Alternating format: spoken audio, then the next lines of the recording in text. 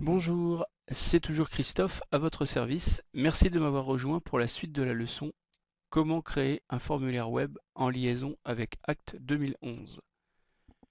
Nous en étions restés à l'écran d'accueil web de notre compte Act Service Connecté. Il s'agit maintenant de créer notre formulaire de contact. Pour cela, cliquez en haut de l'écran sur Enquête de gestion, puis sur le bouton Nouveau. Saisir alors le nom de votre formulaire, pourquoi pas formulaire, puis Soumettre. À présent, nous allons construire le formulaire en créant les questions. Pour ce faire, cliquez en haut sur le bouton Conception de l'enquête, puis sur Ajouter des questions. À présent, nous allons renseigner l'ensemble des champs correspondant à notre base Act. Le prénom,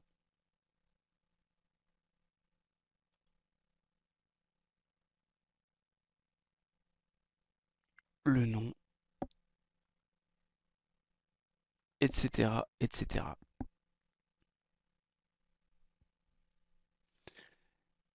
Je vais tout de suite vous montrer les champs plus compliqués. Par exemple, pour le pays, validez le type pays, ce qui vous permettra de récupérer la liste déroulante des pays. En ce qui concerne la date de décision de votre projet, vous pouvez préciser tout en bas à votre internaute format de la date JJMMAAA. Voilà. En ce qui concerne le budget global, nous allons sélectionner choix multiples, puis valider. Et c'est ainsi que nous allons renseigner les différentes valeurs.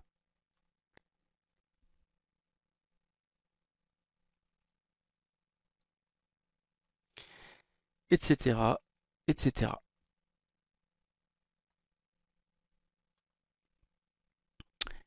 Je vous invite aussi à penser à saisir un champ statut, ID statut, qui correspond en fait à la catégorie de votre contact dans Act, mais aussi du champ recommandé par, ce qui permettra de savoir d'où provient votre contact. Voilà, donc comme la saisie de l'ensemble des champs est assez longue, je vous propose d'aller tout de suite chercher l'enquête terminée. Je reclique sur Enquête de gestion, Changer en cours. Je vais choisir mon formulaire web que j'avais préalablement préparé. Et voilà, nous y sommes.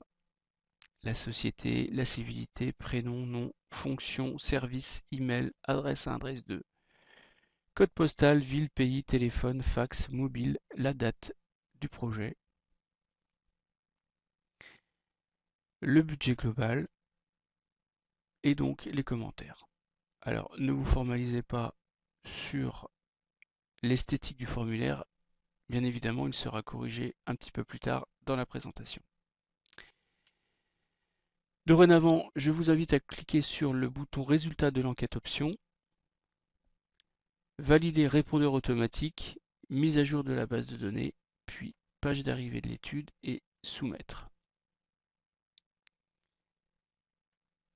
Précisez également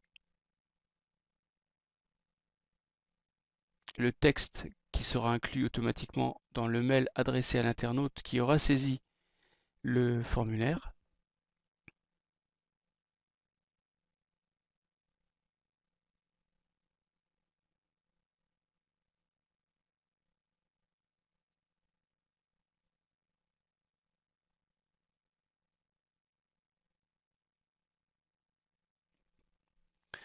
Voilà.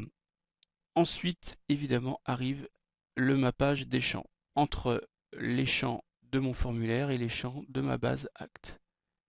Donc évidemment, il s'agit de faire correspondre la totalité de ces champs si l'on veut récupérer l'ensemble des informations dans la base Act. Alors concernant le commentaire, effectivement, je n'ai pas de champ commentaire, je vais tout simplement attribuer les commentaires dans un historique de Act.